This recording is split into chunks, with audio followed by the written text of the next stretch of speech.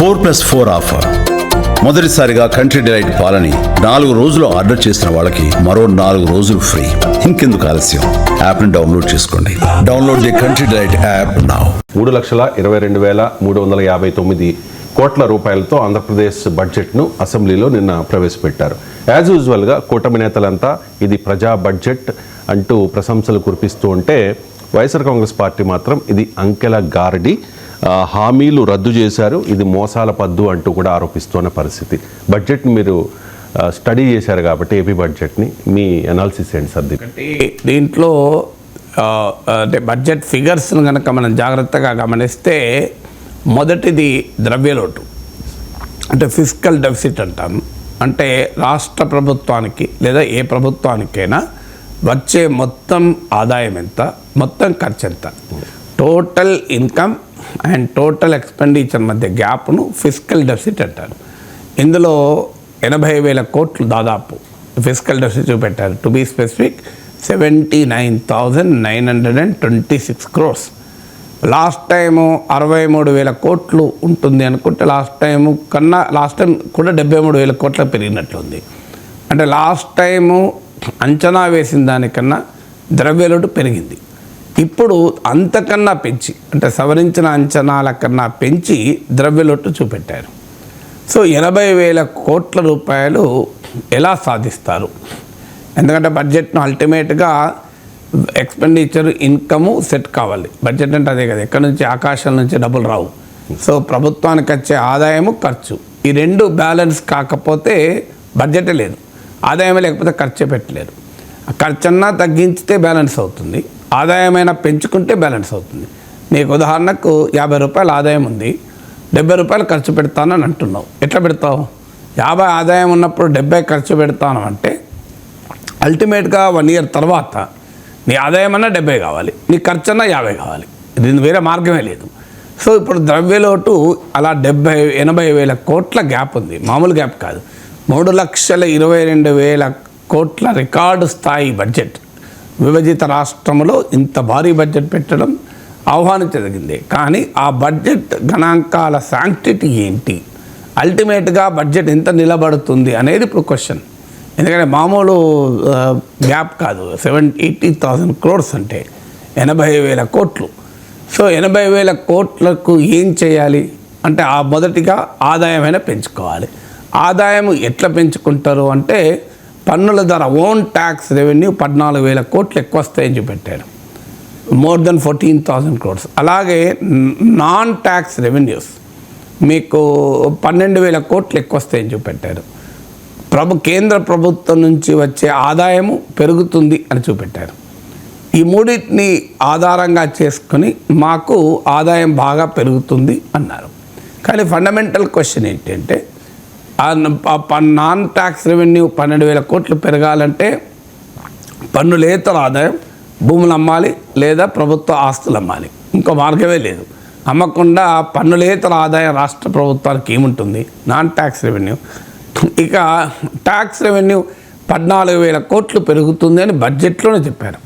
అంటే మరి ఎలా పెరుగుతుంది పన్నుల ఆదాయం? ట్యాక్స్ ఇన్కమ్ 2 రకాలుగా పెరుగుతుంది. ఒకటి, ప్రజలపైన అదనపు భారం వేస్తున్నా పెరుగుతుంది, జీడిపి పెరుగుతున్నా పెరుగుతుంది. అందుకే జీడిపి 2 లక్షల కోట్లు పెరుగుతుందని అంచనా వేశాను. సో ఏది ఆ పెరుగుదల కనుక లేకపోతే ఏమవుతుంది? 14,000 కోట్లు ఒకవేళ పెరిగినా 80,000 కోట్ల ఫిజికల్ డెఫిసిట్ ఉంది. ఈ 80,000 కోట్ల ఫిజికల్ డెఫిసిట్ అనేది ఎట్లా పూడుస్తారు? ఇదే బడ్జెట్ ప్రసంగంలో ఆర్థిక మంత్రి చెప్పింది ఏంటంటే రుణం సేకరణ సామర్థ్యము 0కు పడిపోయింది అన్నాడు. ఇక అప్పు చేయగలిగే సామర్థ్యం 0 అయింది అన్నారు.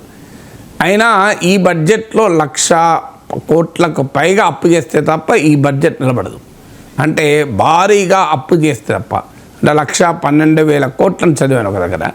సుమారు ఈ బడ్జెట్లో కూడా 1,12,000 కోట్ల అప్పు. అంటే nearly 1/3 the budget has to be met by det. అంటే అప్పు ద్వారా మాత్రమే 3వ వంతు బడ్జెట్ నింపాలి. మరి ఆ స్థాయిలో మీకు క్యాపిటల్ ఎక్స్పెండిచర్ మూలధనం ఏం పెరిగిందా అంటే వాస్తవంగా పెరగలేదు. అంటే అర్థం అప్పు చేసి కూడా మూలధన వ్యయం కన్నా రెవెన్యూ వ్యయం పెంచడానికి, అంటే రోజువారీ ఖర్చులకే అప్పు చేసేటువంటి పరిస్థితి. ఇప్పుడు గతంలో గత ప్రభుత్వం పైన తెలుగుదేశం, జనసేన, బీజేపీలు చేసిన ప్రధానమైన విమర్శ ఏంటి? అప్పు చేసి పంచుతున్నారు అని.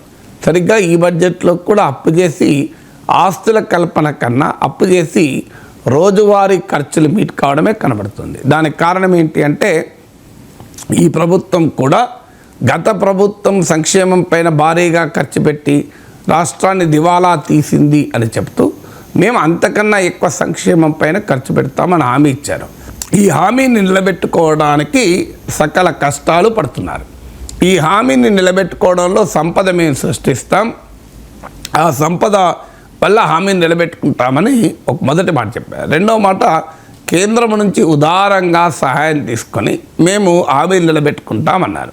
కానీ కేంద్రం ఉదారంగా సహాయం చేసే పరిస్థితి ఎక్కడా లేదు. కేంద్ర బడ్జెట్లో ఆంధ్రప్రదేశ్ వెల్ఫేర్ స్కీమ్స్కి ప్రత్యేకంగా ఏమీ కేటాయించలేదు, కేటాయించే అవకాశం కూడా ఉండదు. ఆఖరికి రాజధాని లాంటి అమరావతికి కూడా 10 రూపాయలు గ్రాంట్ ఇచ్చింది లేదు, ఓన్లీ అప్పులు మాత్రమే ఇప్పించారు వరల్డ్ బ్యాంకు, ఈడీబీ ద్వారా. అందువల్ల ఆయన భారతీయ జనతా పార్టీ అసలు ఈ మేనిఫెస్టోని ఓన్ చేసుకోలేదు, సిద్ధార్థనాథ్ సింగ్ ముట్టుకోలేదు దీన్ని. అందువల్ల బీజేపీ చాలా క్లియర్గా చెప్తుంది, అది మా హామీనే కాదు, అది టీడీపీ జనసేన హామీ, అది కూటమి హామీలుగా చంద్రబాబు నాయుడు చెప్తున్నాడు తప్ప ఏ బీజేపీ నాయకుడు మేమిచ్చిన హామీ సూపర్ 6కి మేము బాధ్యులము, సూపర్ 6 అమలు మా బాధ్యత అని భారతీయ జనతా పార్టీకి చెందిన ఒక్క నాయకుడు ఇంతవరకు చెప్పలే. మోడీ అది చెప్పాడు, ఏ సూపర్ 6 మేరా గ్యారంటీ హై, మోడీ హై తో ముమ్కిన్ హై, మోడీ కా గ్యారంటీ అని చెప్పలే ఎక్కడ. సో అంటే కేంద్రం సాయం రాదు. మరి కేంద్రం సాయం రానప్పుడు సంపద అకస్మాత్తుగా డబుల్ కాదు, ఖర్చు మాత్రం విపరీతంగా అయింది. దాంతో మొదటి ఏడాదిలో ఒక్క గ్యాస్ సిలిండర్ పథకం మాత్రమే అమలు చేశారు సూపర్ 6లో. ఇప్పుడు మరో 2 అమలు చేస్తామని ఇందులో ప్రామిస్ చేశారు. ఒకటి తల్లికి వందనము, 2 రైతు భరోసా. ఈ 2 అమలు చేయడానికి బడ్జెట్లో ప్రతిపాదించారు. మిగతా 3 అసలు ప్రస్తావనే లేదు. అంటే మహిళలకు ఉచిత రవాణా, మహిళలకు 1500 రూపాయలు అకౌంట్లో వేయడము, 20 లక్షల ఉద్యోగాలు, ఇవ్వలేకపోతే 3000 నిరుద్యోగ భృతి, సూపర్ 6లో ఉన్న 3 రెండవ ఏడాదిలో కూడా అమలు కావు. ఇక రెండవ ఏడాదిలో కూడా అమలయ్యేటువంటి 2 సంక్షేమ పథకాలైన తల్లికి వందనం, అలాగే మాకు ఈ రైతు భరోసా, దీనికి కూడా ఆడపోతలేదు. మీరు సంక్షేమ ఈ పథకాల లబ్ధిదారుల సంఖ్య ఎంత, దానికి ఇవ్వాల్సింది మొత్తం ఎంత, బడ్జెట్లో కేటాయింపు ఎంత మీరు కౌంట్ చేయండి, తేడా ఉంటుంది. అంటే బడ్జెట్లో కేటాయించింది అవసరమైన మేరకు లేవు. అంటే దానిపైన అనుమానాలు ఏంటి అంటే ఈ పథకాల్లో కూడా రేపు కోత విధిస్తారా అనేటువంటి ప్రశ్న మొదలవుతుంది. ఎందుకంటే సహజంగా అడిక్వేట్ ఎలకేషన్స్ అంటారు. అంటే ఆ పథకం లబ్ధిదారుల సంఖ్య ఎంత, ఆ లబ్ధిదారులకు ఎంత ఇవ్వాలి, అది మొత్తం ఎంత కావాలి, అది యాడప్ కావడం లేదు. అందువల్ల ఈ కష్టమే ఉండగా ఇంకా మేము బడ్జెట్ భారీగా పెంచే వరకు 3,22,000 కోట్లు చేసే వరకు ద్రవ్యలోటు 80,000 కోట్లు వచ్చింది. ఈ 80,000 కోట్ల ద్రవ్యలోటు పూడ్చాలంటే 2 పాసిబిలిటీస్ ఉంటాయి. ఒకటి, ప్రభుత్వం పన్నులు వేసి ప్రజలపైన ఆదాయాన్ని సమకూర్చుకోవాలి. అది కూడా ఎంత సమకూర్చుకుంటారు అంటే ఓన్ ట్యాక్స్ రెవెన్యూ 14,000 కోట్లే పెంచుతామన్నారు. అంటే రాష్ట్ర ప్రజలపైన ఎంతో కొంత ట్యాక్స్ బర్డన్ పెరిగే అవకాశం ఉంది. ఇది కేవలం జీడిపి పెరుగుదల వల్ల మాత్రమే ఈ పన్నుల ఆదాయం పెరగడం సాధ్యం కాదు. మరి పన్నులు పెంచుతారా అనేది ఒక క్వశ్చన్. లేదనుకుంటే ఆచరణలో ఈ బడ్జెట్ రియాలిటీలో ఉండదు అని. ఎందుకంటే లాస్ట్ టైం అంచనాలు మీరు చూసుకుంటే బడ్జెట్ అంచనాలు సవరించిన అంచనాలకు వచ్చే వరకు తేడా వచ్చింది క్లియర్గా. అందువల్ల ఫండమెంటల్గా ఫిగర్స్ ఇన్ఫ్లేట్ అయ్యాయి. అంటే సాధారణంగా బడ్జెట్లలో ఆదాయాలేమో ఎక్కువ చేసి చూపెడతారు, ఖర్చులేమో తక్కువ చేసి చూపెడతారు, చివరకు బడ్జెట్ నిలబడదు. తెలంగాణ 10 ఏళ్ళ అనుభవం కూడా నియర్లీ 20% గ్యాప్. ఇది మీకు white paper on state finances కూడా ఇదే చెప్పింది. కానీ ఆంధ్రప్రదేశ్లో ఇది ఈసారి భారీగా ఉండే అవకాశం ఉంది. 80,000 కోట్ల 3,22,000 కోట్ల బడ్జెట్ ఎంత రికార్డో 80,000 కోట్ల ఫిజికల్ డెఫిసిట్ కూడా అంతే రికార్డు. మామూలు రికార్డు కాదు. Very high physical deficit, very high revenue deficit ఉన్నప్పుడు ఈ బడ్జెట్ శాంక్టిటీ అనేది ప్రశ్నార్థకం అవుతుంది. ఇక ఈ బడ్జెట్లో కీలక రంగాల కేటాయింపులు కనుక మనం గమనిస్తే మీకు ఇరిగేషన్లో ఓవరాల్గా నెంబర్ చూస్తే నామినల్ టర్మ్స్ అంటారు. నామినల్ టర్మ్స్ అంటే in terms of money allocated. కానీ ఎప్పుడు కూడా నామినల్ టర్మ్స్లో చూడకూడదు. In proportion to the total expenditure అయినా చూడాలి, in proportion to the state GDP అయినా చూడాలి. అంటే నాకు ఉదాహరణకు ₹1,00,000 ఆదాయం ఉంది, నేను 10,000 కోట్ల రూపాయలు పిల్లల చదువుపైన ఖర్చు పెడతానంటే నాకు 2,00,000 కోట్ల ఆదాయం వచ్చినప్పుడు నేను 12,000 కోట్లు ఖర్చు పెడితే ఎక్కువ పెట్టినట్టు కాదు, తక్కువ పెట్టినట్టు. ఎందుకంటే 1,00,000 ఆదాయం ఉన్నప్పుడు 10,000 రూపాయలు ఖర్చు పెడితే 10% నా పిల్లల చదువుపైన ఖర్చు పెట్టినట్టు. ఇప్పుడు నేను 2,00,000 ఆదాయం వచ్చినాక కూడా 12,000 రూపాయలే ఖర్చు పెడితే అది 6% ఖర్చు పెట్టినట్టు అవుతుంది. అందువల్ల ఎప్పుడు కూడా 10,000 కోట్లు, లాస్ట్ టైం 10,000 రూపాయలు ఖర్చు పెట్టాను నేను, పిల్లల చదువుపైన ఇప్పుడు 12,000 ఖర్చు పెడుతున్నాను అంటే అది కరెక్ట్ కాదు. ఎకనామిక్స్లో స్టాటిస్టిక్స్ ఎనాలిసిస్ చేసే విధానం అది కాదు. 10,000 రూపాయలు లాస్ట్ టైం పిల్లల చదువుపైన ఖర్చు పెట్టడం నీ 1,00,000 ఆదాయమే ఉండే, ఇప్పుడు నువ్వు 2,00,000 ఆదాయం వచ్చాక కూడా 12,000 ఖర్చు పెడుతున్నావంటే పిల్లల చదువు పైన నీ ప్రాధాన్యత తగ్గినట్టు, పెరిగినట్టు కాదు. 10,000 12,000 చూస్తే పెరిగినట్టు కనబడుతుంది. అందుకే మీరు అన్ని రంగాలు చూసే సమయం నాకు లేకుండా, కానీ ఇరిగేషన్, ఎడ్యుకేషన్ అండ్ హెల్త్ చూస్తే క్లియర్గా అది ప్రపోర్షన్గా చూస్తే తగ్గినాయి. మీకు నెంబర్గా చూస్తే పెరిగింది నామినల్ టర్మ్స్లో. ఇంతకుముందు ఎగ్జాంపుల్ ఇచ్చినట్లు 10,000 రూపీస్ 12,000 రూపీస్ అయింది. బట్ అది ప్రపోర్షన్ ఆఫ్ ద బడ్జెట్ చూస్తే తగ్గినాయి. ఇప్పుడు మీకు ఉదాహరణకు విద్యకు చూస్తే 11.3% లాస్ట్ ఇయర్ ఖర్చు పెడితే ఈ ఇయర్ 10.8% అయింది. అలాగే హెల్త్కి లాస్ట్ టైం 6.2% ఖర్చు పెడితే ఈ ఏడాది 5.98% అయింది. ఇరిగేషన్కి లాస్ట్ టైం 24.73% ఖర్చు పెడితే ఈసారి 23.98 అయింది. అంటే ఇంత బడ్జెట్ పెంచినా కూడా కీలకమైన రంగాలు కదా ఇరిగేషన్, ఎడ్యుకేషన్ అండ్ హెల్త్, ఈ రంగాలలో కూడా కేటాయింపులు అది ప్రపోర్షన్ ఆఫ్ ద బడ్జెట్ చూస్తే పెరగకపోగా తగ్గినాయి. అందులో గేమ్ చేంజర్గా చంద్రబాబు నాయుడు చెప్తున్నటువంటి బనకచెర్ల ప్రాజెక్ట్, గోదావరి బనకచెర్ల ప్రాజెక్టు అసలు ప్రస్తావన కూడా, దాని కేటాయింపులు కాదు, ప్రస్తావన కూడా లేదు. దానికి పెద్దగా ప్రస్తావన లేదు. ఎక్కడన్నా బడ్జెట్ మొత్తంలో ఎక్కడ ఉంటే ఉండొచ్చు కానీ దాని ఎంఫసిస్ లేదు. మరి ఇప్పటిదాకా మనం చెప్పింది గోదావరి బనకచెర్ల అని చెప్పారు, అది లేదు. అందువల్ల బడ్జెట్లో ఈ ఫిగర్స్, అలాగే అప్పుల భారము గత ప్రభుత్వము చేసిన అప్పులు కట్టడానికి మాకు భారం అవుతుందంటే ఏ ప్రభుత్వంలోనే ఉంటుంది. అప్పు అనేది ఒక ప్రభుత్వంలో చేస్తే ఆ ప్రభుత్వమే కట్టదు అది, ఎందుకంటే అది రోలింగ్గా ఉంటుంది. ఇలా నువ్వు అప్పు చేసావు అనుకోండి, ఇవాళ చంద్రబాబు నాయుడు ప్రభుత్వం అప్పు చేసింది 10 ఏళ్ళకో 15 ఏళ్ళకో కట్టడం ఉంటుంది కదా. అలాగే చంద్రబాబు నాయుడు ఫస్ట్ టర్మ్లో చేసిన అప్పు జగన్మోహన్ రెడ్డి కట్టుండాలి, జగన్మోహన్ రెడ్డి చేసిన అప్పు చంద్రబాబు నాయుడు కట్టాల్సిందే, దానికి మార్గం లేదు. ఇప్పుడు ఒక ప్రభుత్వం అనేది 5 ఏళ్ళకు ఉంటుంది, అప్పు అనేది 5 ఏళ్ళకు ఉండదు, 10 ఏళ్ళకు ఉండొచ్చు, 15 ఏళ్ళకు ఉండొచ్చు. అందువల్ల అప్పుల భారం అనేది ఎంతో కొంత ఒక ప్రభుత్వం నుంచి మరో ప్రభుత్వానికి బదిలీ అవుతుంది. ఎంత బదిలీ అవుతుందని లెక్కల్లో తేడా ఉండొచ్చు. కానీ అందువల్ల గత ప్రభుత్వం చేసిన అప్పే కాదు, ఇప్పుడు ప్రభుత్వం కూడా భారీగా అప్పులు చేయడం పైన కేంద్రీకరిస్తోంది. మామూలు అప్పులు కాదు. ఈ అప్పులు చేయడం వల్ల ఎందుకు అప్పులు చేయాల్సి వస్తుంది అంటే, మీరు పెరిగిన అప్పులకు పెరిగిన మూలధన వ్యయం అంటే క్యాపిటల్ ఎక్స్పెండిచర్, ఆస్తుల కల్పన ఖర్చు అంటారు దాన్ని. ఆస్తుల కల్పన ఖర్చు ఎంత పెరిగింది చూడండి, అప్పు ఎంత పెరుగుతుంది చూడండి, ఎక్కడ పొంతం లేదు. నిజంగానే అప్పంతా ఆస్తుల కల్పన గనక పోతే రాష్ట్ర ఆస్తులు పెరిగి సంపద పెరిగి అప్పుడు ఆ అప్పు సస్టైనబుల్ అవుతుంది. కానీ ఇప్పుడు ఆంధ్రప్రదేశ్ బడ్జెట్ మీరు పరిశీలిస్తే అప్పులు ఎంత పెరిగాయి, ఆస్తుల కల్పన వ్యయమైన క్యాపిటల్ ఎక్స్పెండిచర్ ఎంత పెరిగింది అని కంపేర్ చేస్తే ఆ రిలేషన్షిప్ లేదు. అంటే అర్థం ఏంటి, ఆస్తుల కల్పన సంపద సృష్టికి కాదు అప్పు చేస్తున్నది రోజువారీ ఖర్చుని కూడా మెయింటైన్ చేస్తారు. ముఖ్యంగా సంక్షేమ పథకాల భారాన్ని మోయటానికి అప్పులు చేస్తున్నారు. So that same trend is continuing. ఆంధ్రప్రదేశ్లో గత ప్రభుత్వం ఏం చేసింది, గత ప్రభుత్వం కూడా ఇలాగే అప్పులు చెడామడా చేస్తూ డెట్ టు జీడిపి పెంచుకుంటూ పోతూ, అంటే జీడిపిలో భాగంగా డెట్, సో సంపద సృష్టి జరుగుతూ అందుకు అనుగుణంగా సంక్షేమం పెరిగితే చంద్రబాబు నాయుడు చెప్పిన ఎకనామిక్స్ ఎప్పుడు చెప్తుంటాడు, అది తప్పలేదు. సంపద పెరుగుతున్న కొద్దీ అందులో కొంత వాటా సంక్షేమానికి పోతాయి. కానీ అది జగన్మోహన్ రెడ్డి చేయలేదు, నేను చేస్తానని చంద్రబాబు నాయుడు పదే చెప్పాడు. ఇన్ థియరీ ఆ economic principle correct, Chandrababu Naidu చెప్పిన ఆర్థిక సిద్ధాంతం కరెక్ట్. సంపద సృష్టి జరుగుతున్న కొద్దీ సంక్షేమం పైన ఖర్చు పెరిగితే తప్పలేదు.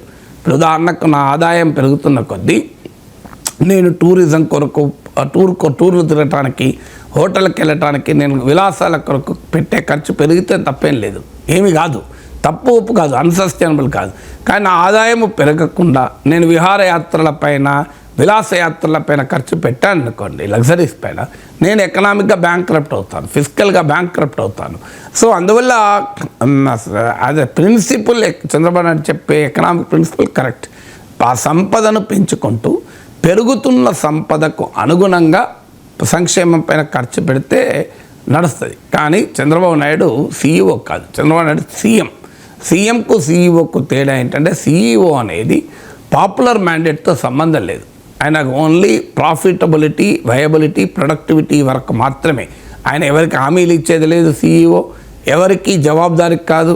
ఆయనను ఎవరు ఎన్నుకోరు, ఆయనను ఓన్లీ ఎంపిక చేస్తారు. కానీ సీఎంకి వచ్చేవరకు ఏంటంటే 5 ఏళ్ళకు ఎన్నికలు ఉంటాయి, మధ్యలో స్థానిక ఎన్నికలు ఉంటాయి. ఈ ఎన్నికలకు ప్రజలకు హామీలు ఇచ్చి ఉంటుంది, పోటీగా వేరే పార్టీ హామీ ఇచ్చి ఉంటుంది, అంతకన్నా ఎక్కువ ఇవ్వాల్సి వస్తుంది. ఈ హామీలను అమలు చేయాల్సిన భారం వస్తుంది. అందుకే సీఎంగా ఎకనామిక్ ప్రిన్సిపల్ అమలు చేయడం చాలా ఛాలెంజింగ్. థియరీ చెప్పడం ఈజీ.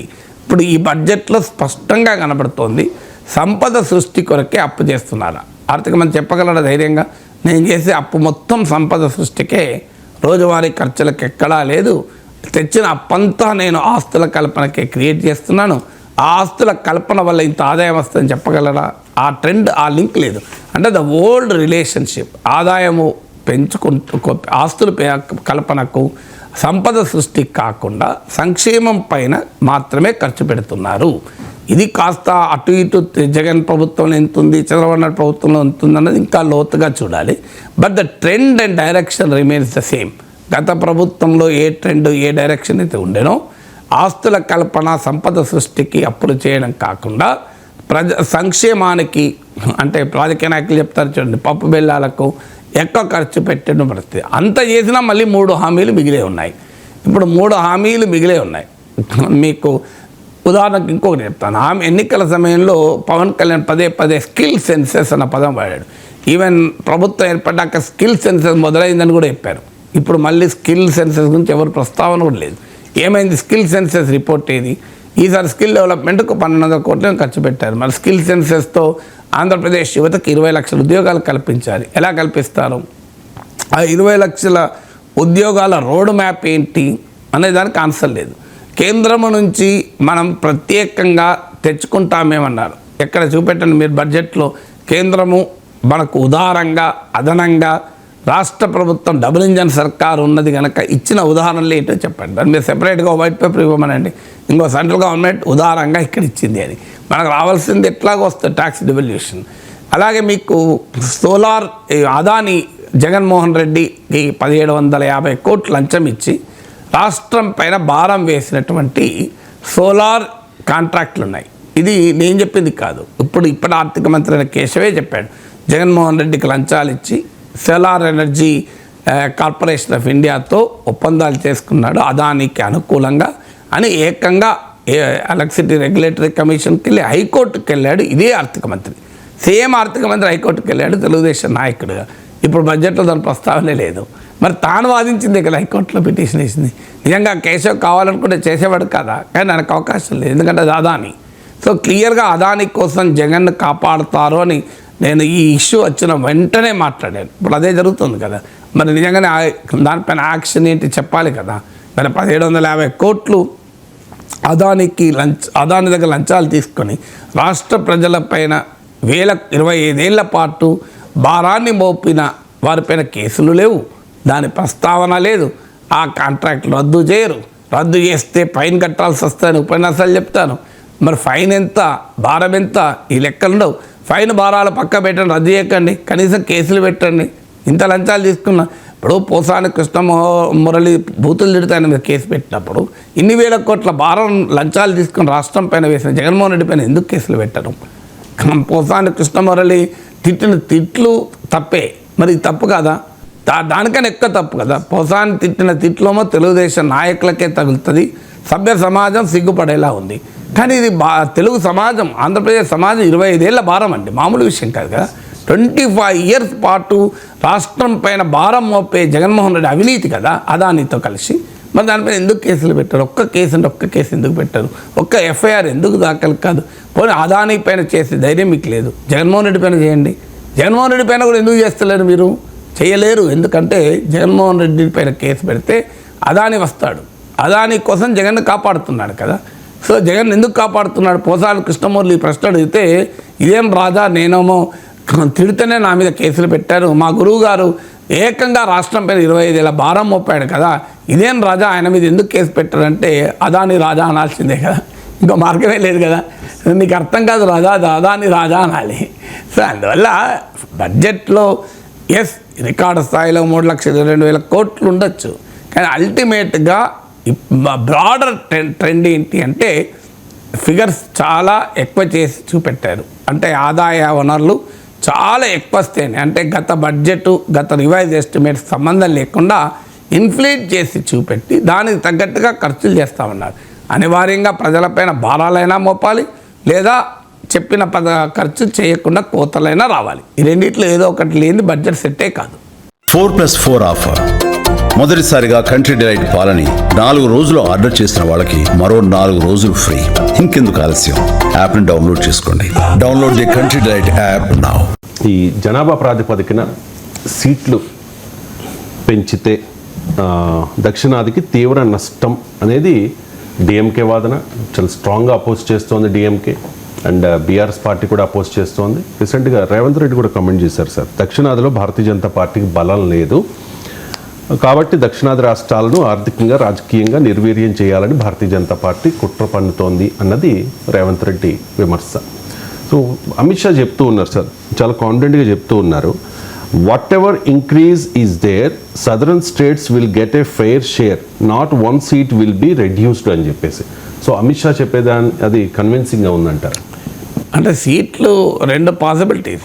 సీట్లు పెంచితే కాదు, డీలిమిటేషన్ అంటే సీట్లు పెంచడం కాదు, పెంచచ్చు, పెంచకుండా ఉన్న సీట్లనే రీ అపోర్షనింగ్ చేయొచ్చు. అందువల్ల delimitation need not necessarily be increase in seats. అంటే మీరు ప్రశ్నలో సీట్లు పెంచడమే డీలిమిటేషన్ అనే మీనింగ్ వచ్చేలా అడిగారు కనుక ఆ వివరణ ఏంటంటే డీలిమిటేషన్ ఆఫ్ ద కాన్స్టిట్యున్సీస్ అంటే ఉన్న సీట్లను జనాభా ప్రాతిపదికగా రీఆర్గనైజ్ చేయడం. 2 సీట్లను పెంచి జనాభా ఆధారంగా కేటాయించడం. ఈ 2 పద్ధతులు. ఉన్న సీట్లను జనాభా ఆధారంగా రీఆర్గనైజ్ చేసినప్పుడు అంటే 543 సీట్లు అలాగే ఉంటాయి. దాన్ని జనాభా ఆధారంగా రీఅపోర్షన్ చేసినప్పుడు ఏమవుతుంది అంటే ఖచ్చితంగా దక్షిణాది రాష్ట్రాలకు భారీగా తగ్గుతుంది. ఎందుకంటే ఈ 1971 సెన్సెస్కు ప్రజెంట్ సెన్సెస్కు కంపేర్ చేసుకుంటే సౌత్ ఇండియాలో జనాభా పెరుగుదల రేటు గణనీయంగా తగ్గింది. సంతాన సాఫల్య రేట్ అంటారు. ఇది రిప్లేస్మెంట్ లెవెల్ అయిన 1.8 టోటల్ ఫెర్టిలిటీ రేట్ TFR 1.8 కన్నా కూడా తగ్గింది. అదే బీహార్లో మీకు 3 ఉంది. అందువల్ల అనివార్యంగా యూపీ, బీహార్లు, మధ్యప్రదేశ్, రాజస్థాన్ బీజేపీకి బలమున్న రాష్ట్రాల్లో పెరుగుతాయి. సౌత్ ఇండియాతో పాటు మరికొన్ని స్టేట్స్లో తగ్గుతాయి. ఇది అనివార్యం. ఉన్న సీట్లనే రీఅపోర్షన్ చేస్తే అప్పుడు సహజంగానే వ్యతిరేకత వస్తుంది. ఇప్పుడు ఉదాహరణకు ఆంధ్రప్రదేశ్లో 25/22 అయినాయి అనుకోండి, తమిళనాడులో 39/31 అయింది అనుకోండి. గతంలో తమిళనాడు జరిగింది ఇదే, 40 ఉండే 39 అయినాయి, 49, 39 తగ్గినాయి. వాళ్ళ ఫియర్స్ ఆర్ అన్ఫౌండెడ్ కాదు, రియలిస్టిక్ ఫియర్స్ అవి. సో అందువల్ల ఉన్న సీట్లను డీలిమిటేషన్ ద్వారా తాజా జనాభా లెక్కల ప్రకారం రీఅపోర్షన్ చేస్తే అనివార్యంగా సౌత్ ఇండియాకు తగ్గుతాయి. అందువల్ల తగ్గినప్పుడు వ్యతిరేకత ఎక్కువ అవుతుంది కనుక ఇంకో టెక్నిక్ ఏంటంటే సీట్లు పెంచడం. So delimitation with increase in seats 2 ఉంటాయి పద్ధతులు. Delimitation without increase in seats, delimitation with increase in seats. అంటే సీట్లు పెంచి తాజాగా వచ్చిన జనాభా లెక్కల ఆధారంగా రీఅపోర్షన్ చేయడం. అందుకే మీకు కొత్త పార్లమెంటు భవనంలో సీట్లు ఎక్కువ మంది కూర్చునడానికి వీలుగా ఏర్పాట్లు కూడా చేశారు. అంటే మోడీ ప్రభుత్వం ముందుగానే అంచనా వేసింది జరగబోయే పరిణామం ఏంటో తెలుసు వాళ్ళకు.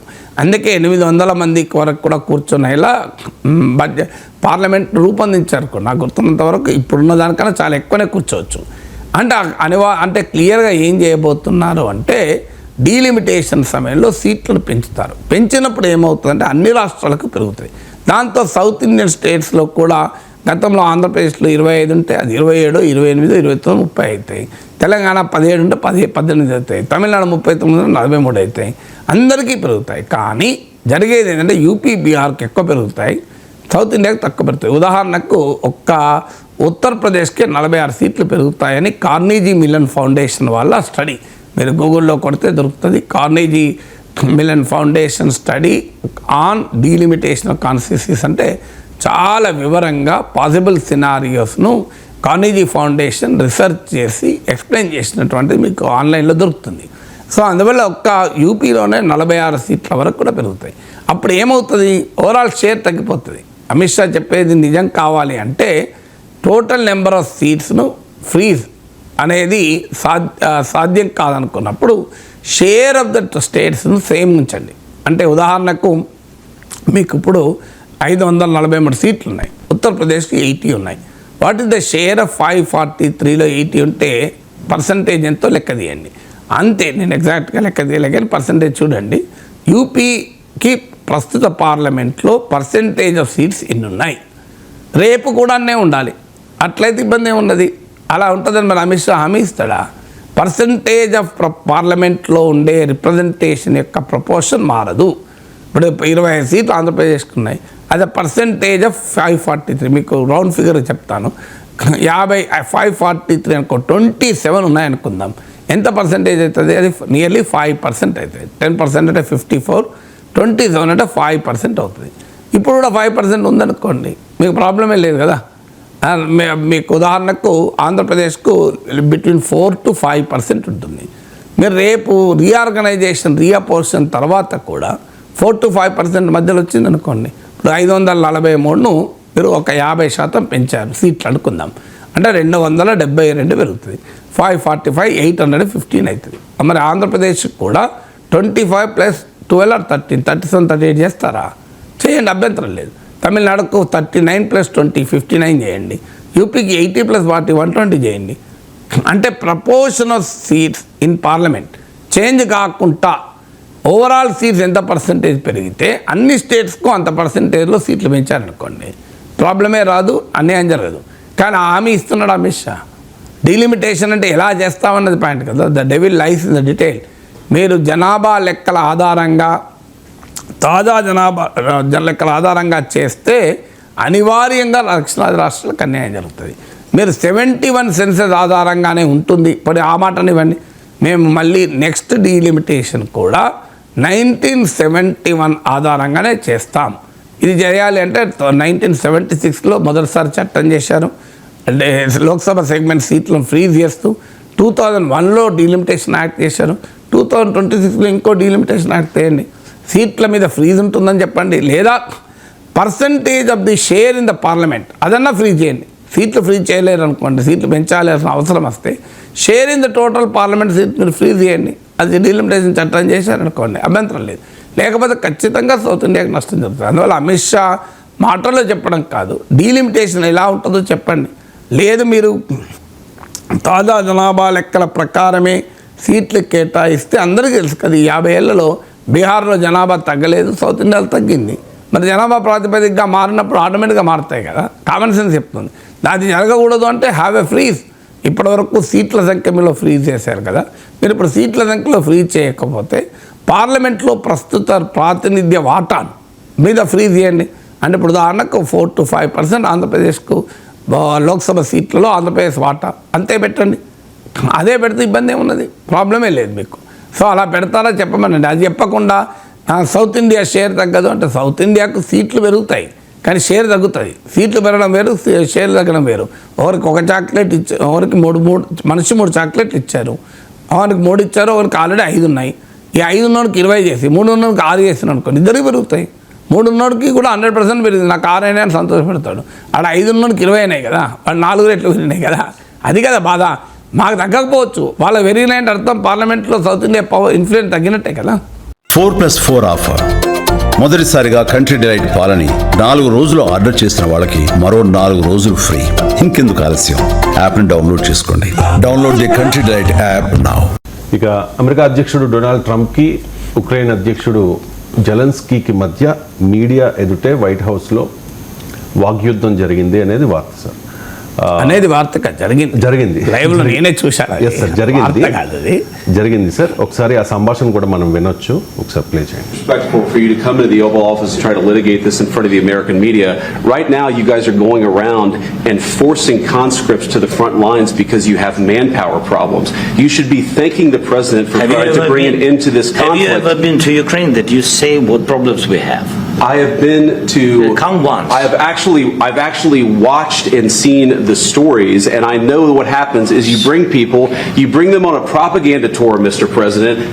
Do you disagree that you've had problems bringing people into your military? We have problems. And do you think that it's respectful I will answer. to come to the Oval Office of the United answer. States of America and attack the administration that is trying to prevent the destruction of your country?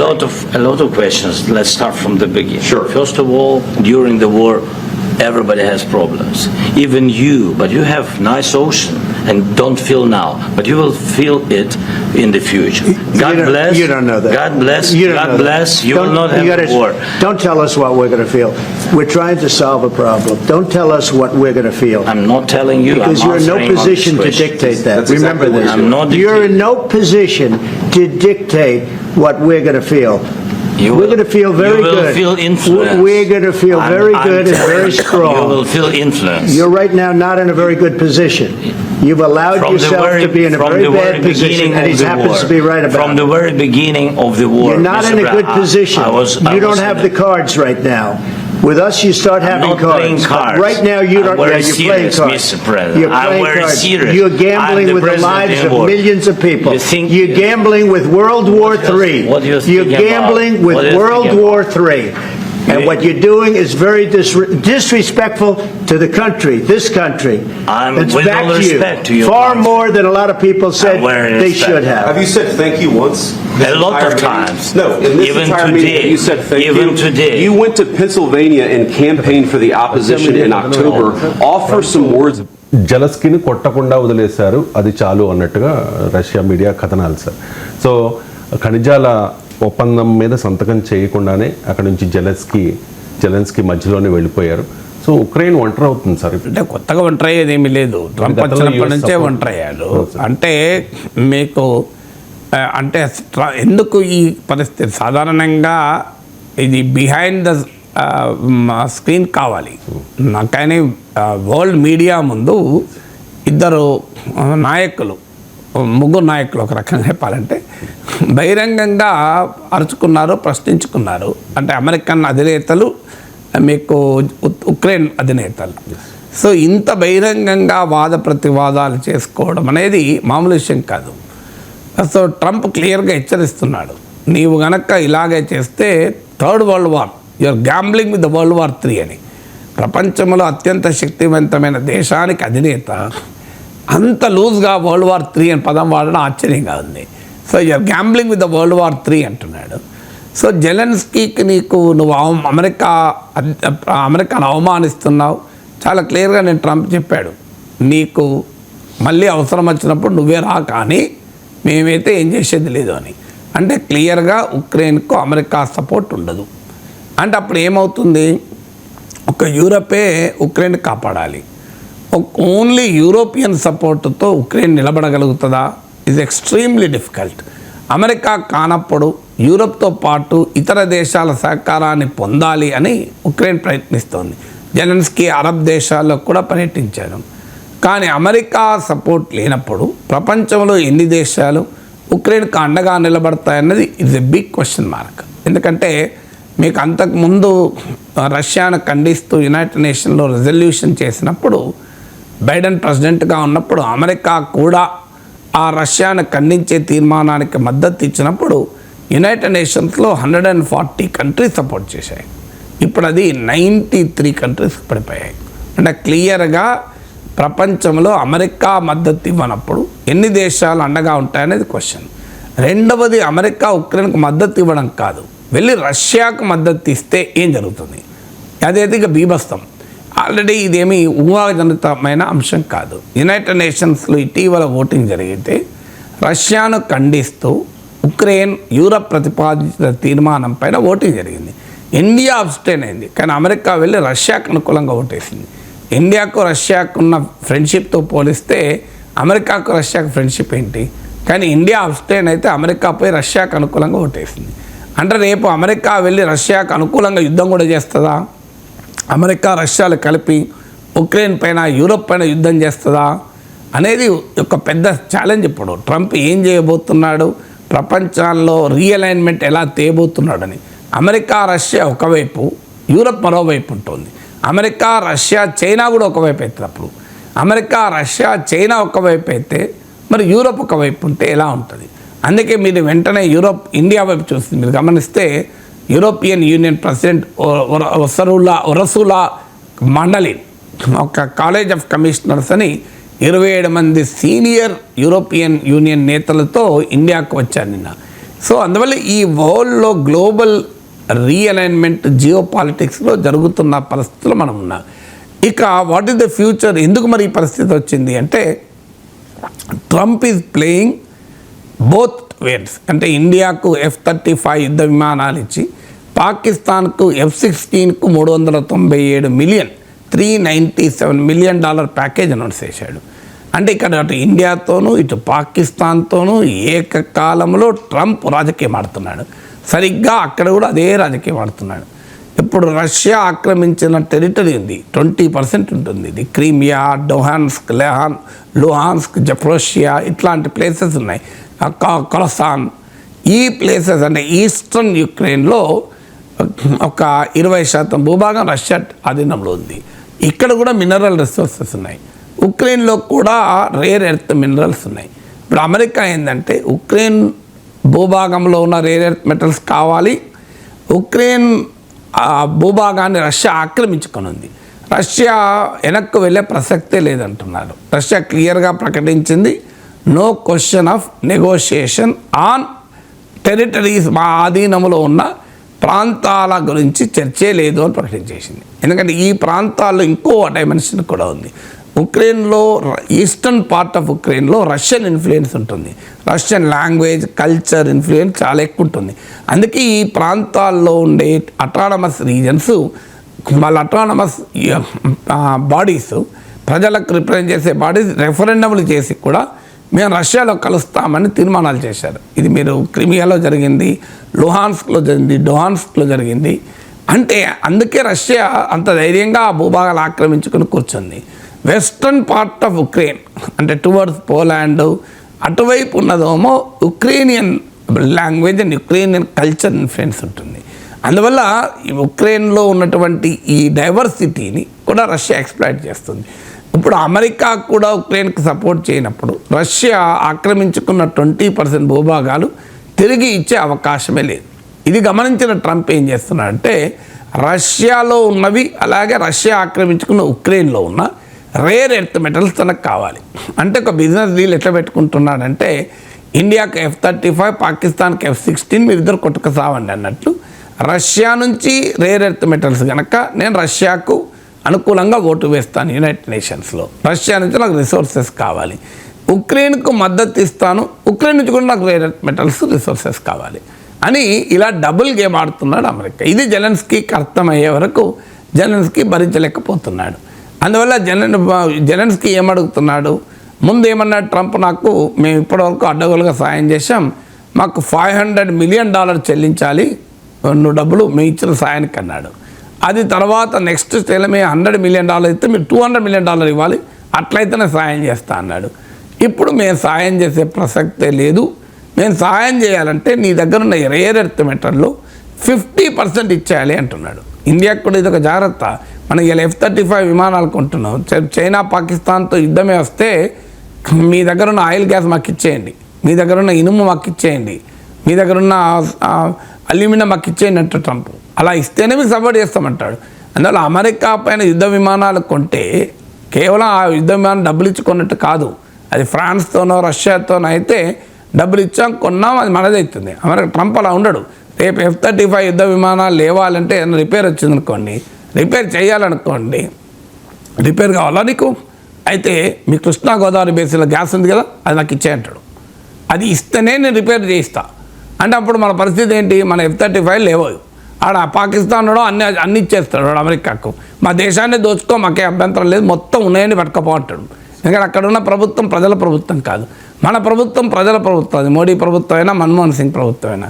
So మీరు America వాడి F-35 విమానాలకు పనిచేసేలా ఉండాలి అంటే, కండిషన్లు ఉండాలంటే KG బేస్లో gas ఇవ్వమంటే మనం ఇవ్వాల్సిందేనా?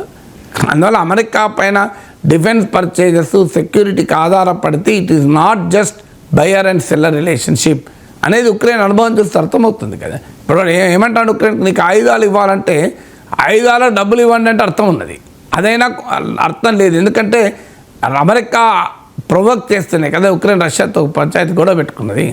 అయినా పోనీ నేను ఆయుధాలు ఇస్తాను డబ్బులు ఇవ్వండి, ఆయుధాలు అంటలేడు, నీ దగ్గర ఉన్న రేర్ ఎర్త్ మెటల్స్లో 50% నాకే అంటున్నాడు. సో 50% ఇవ్వడానికి కూడా జెలెన్స్కీ రెడీ అయ్యి అమెరికా వెళ్ళాడు. అయితే అక్కడ ఏమంటున్నాడు, నేను 50% ఇస్తా తీసుకెళ్ళు, కానీ నీ కంపెనీలే వచ్చి నా దగ్గర టైటానియము, యురేనియము, లీథియం ఎక్స్ట్రాక్ట్ చేస్తున్న రష్యా వాడు అటాక్ చేస్తే ఎట్లా? అందువల్ల మీ సైన్యాలు ఉండాలి, మీ సైన్యాలు ఉంటే అది మా దేశానికి భద్రత, మీ కంపెనీలకు కూడా భద్రత అని జెలెన్స్కీ ఫిట్టింగ్ పెట్టాడు. అంటే ఆ రకంగా సెక్యూరిటీ గ్యారంటీస్ ఇవ్వండి అంటాడు. ట్రంప్ ఏమంటాడు, సవాళ్ళు లేదు, నాకు సెక్యూరిటీ గ్యారంటీ ఇవ్వను, ఆ సైనిక సహాయం ఉండదు, ఏముండదు, నువ్వు నాకు ఇచ్చే అంతే 50% అంటున్నాడు. ఎందుకంటే ట్రంప్కు ప్రాబ్లం ఏంటంటే రష్యాలో కూడా తీసుకోదలుచుకున్నాడు. సో ఇంత ఓపెన్గా ట్రంప్ ఒక డిప్లొమసీని బిజినెస్గా, యుద్ధము శాంతిని, వార్ అండ్ పీస్ను వ్యాపారంగా మార్చేస్తే ఇలాంటి సీనే వస్తుంది. జెలెన్స్కీ లాంటి వాడు కూడా తిరగబడాల్సిన పరిస్థితి ఏర్పడి వైట్ హౌస్ నుంచి వెళ్ళిపోయాడు అబ్రప్ట్గా, ఇంకా మార్గమే లేదు. కానీ ఎంతకాలం నిలబడగలుగుతాడు ఈ రెసిస్టెన్స్ అనేది క్వశ్చన్ మార్కే. ఎందుకంటే యూరోప్ ఎంత మేరకు కాపాడుతుంది?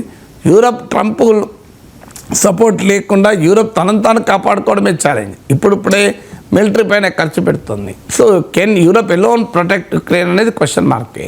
అందువల్ల ట్రంప్ క్లియర్గా దేశాల మధ్యనే వ్యాపారం చేస్తున్నాడు. వార్ను బిజినెస్గానే, పీస్ను బిజినెస్గానే చూస్తున్నాడు. అదే జరుగుతున్నది ఇప్పుడు తతంగం. అందువల్ల ఇది ఒక లెసన్.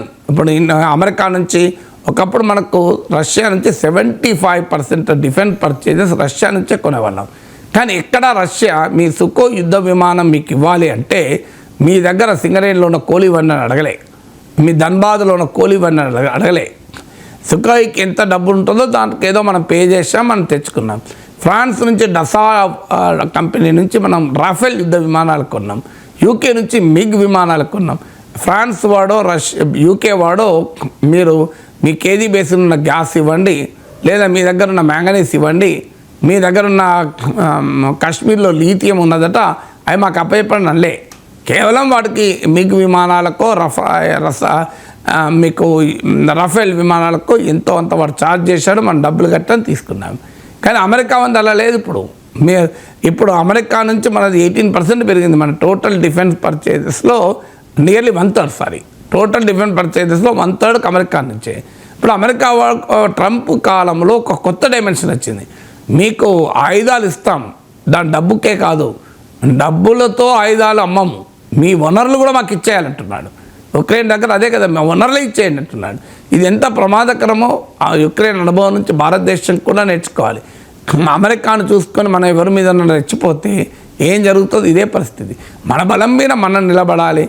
రేపు అమెరికాతో రక్షణ ఒప్పందము, స్ట్రాటజిక్ పార్ట్నర్షిప్ అంటే మన అటానమీని, సావర్నిటీని అమ్ముకోవడమే అవుతుందని మాలాంటి వాళ్ళు ఎప్పటి నుంచో చెప్తున్నాం. ఇప్పుడు యుక్రెయిన్కి అదే జరిగింది కదా. అమెరికాతో మిలిటరీ పార్ట్నర్షిప్ అంటే ఏంటి పరిస్థితి? ఇప్పుడు యుక్రెయిన్ దోచుకోవడానికి రెడీ అవుతున్నాడు, బహిరంగంగా చెప్పి దోచుకుంటున్నాడు. మేము ఎందుకు ఇస్తాం మీకు డబ్బులు, ఆయుధాలు ఎందుకు ఇస్తాం, నీ దగ్గర ఉన్నాయని ఇచ్చాయి, 50% ఇచ్చే అంటున్నాడు. 50% మామూలు విషయం కాదు. అంటే తన దగ్గర ఉన్న సంపదలో 50% అమెరికాకి ఇచ్చేయాలి అని అంటున్నాడు. ఇంత బహిరంగంగా బేరమాడుతున్నాడు కదా. 4+4 ఆఫర్.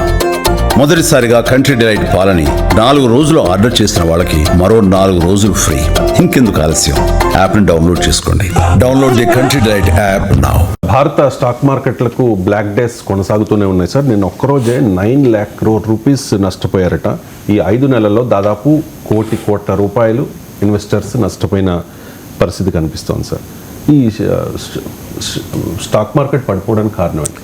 షేర్ మార్కెట్ అంటే ఈ నష్టము అనేది నోషనల్, చాలామందికి రాంగ్ నోషన్ ఉంటుంది. ఫిజికల్ ఎకానమీలో నష్టపోవడం వేరు, స్టాక్ మార్కెట్లో నష్టపోయారు వేరు. మన పత్రికల్లో పతాక శీర్షికలు ఆవిరైన సంపద అని అంటారు.